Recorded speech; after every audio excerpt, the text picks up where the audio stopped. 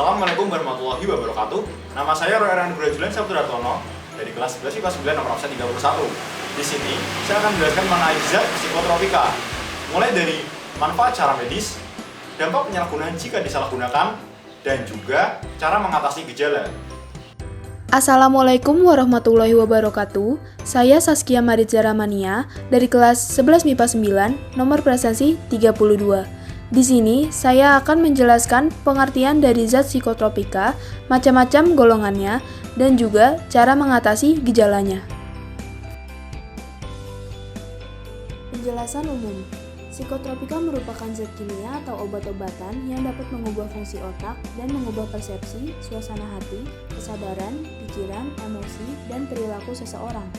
Dalam bidang medis, beberapa jenis obat golongan psikotropika dimanfaatkan untuk pengobatan gangguan mental tertentu seperti depresi, gangguan kecemasan, gangguan bipolar, gangguan tidur, dan skizofrenia. Namun sayangnya, obat-obatan ini juga dapat disalahgunakan apabila tidak digunakan sesuai indikasinya. Obat-obatan atau zat psikotropika bisa menyebabkan efek kecanduan yang berbahaya dan bahkan kematian. Karena efeknya yang bisa menimbulkan ketagihan atau adiksi, psikotropika hanya boleh digunakan untuk kepentingan medis berdasarkan resep dokter. Golongan zat psikotropika. Di Indonesia, obat psikotropika terbagi menjadi 4 golongan, yaitu golongan pertama merupakan psikotropika dengan daya adiktif atau efek candu yang sangat kuat. Contoh psikotropika golongan pertama adalah MDMA atau ekstasi, LSD, dan psilocin.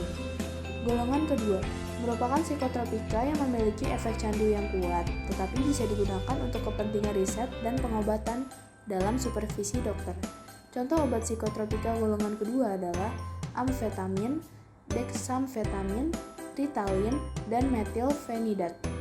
Golongan ketiga merupakan psikotropika yang memiliki efek adiksi sedang dan bisa digunakan untuk penelitian dan pengobatan.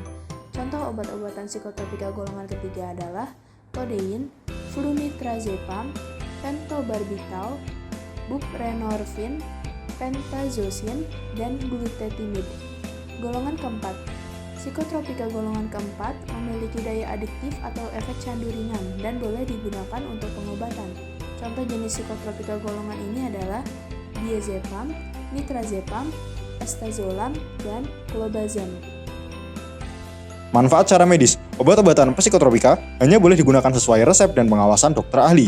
Obat-obatan tersebut biasanya digunakan untuk mengatasi berbagai kondisi atau penyakit tertentu seperti gangguan mental atau psikologis, kejang atau epilepsi, penyakit Parkinson, gangguan tidur, misalnya insomnia atau narkolepsi, dan sindrom kelelahan kronis. Selain itu, obat psikotropika juga sering digunakan sebagai anestesi atau obat bius untuk mencegah dan mengatasi nyeri berat akibat tindakan medis tertentu, seperti operasi. Dampak penyalahgunaan jika disalahgunakan, obat psikotropika justru bisa menimbulkan efek samping yang berbahaya, misalnya gangguan fungsi otak dan jantung, rasa kantuk yang berat, penurunan kesadaran atau koma, mual dan muntah, kerusakan ginjal dan liver, overdosis, infeksi akibat penggunaan jarum suntik yang kotor, misalnya HIV atau hepatitis. Menyalahgunakan obat psikotropika tidak hanya berbahaya bagi kesehatan tubuh, namun juga bisa menimbulkan sanksi pidana.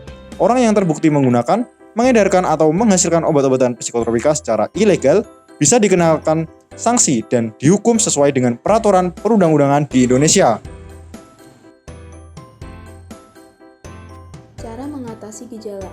Langkah yang dilakukan untuk mengatasi kecanduan narkoba diantaranya adalah pemeriksaan, bertujuan untuk mengetahui sejauh mana kecanduan yang dialami dan adakah efek samping yang muncul. Detoksifikasi, pengguna harus 100% berhenti menggunakan obat-obatan berbahaya tersebut. Stabilisasi, bertujuan untuk membantu pemulihan jangka panjang dengan memberikan resep dokter. Pengelolaan aktivitas, diperlukan pendekatan dengan orang terdekat seperti keluarga dan teman agar mengawasi aktivitas mantan pemakai. Atasi dengan layanan rehabilitasi BNN. Pecandu atau penyalahgunaan narkoba akan dipulihkan sepenuhnya baik dari segi fisik maupun mental. Kegiatan kerohanian. Tahapan ini bertujuan untuk mempertebal mental pecandu agar semakin kuat mempertahankan niat untuk sembuh dari kecanduan. Yang terakhir yaitu adalah peningkatan kemampuan. Kegiatan di lembaga rehabilitasi juga diisi oleh aktivitas positif. Salah satunya adalah mengasah skill yang dimiliki oleh pecandu agar rasa tidak enak karena tidak mengonsumsi obat-obatan psikotropika dapat teralihkan. Oke, sekian dari penjelasan kami. Apabila ada kesalahan kata, saya mohon maaf yang sebesar-besarnya. Terima kasih sudah menonton. Wassalamualaikum warahmatullahi wabarakatuh.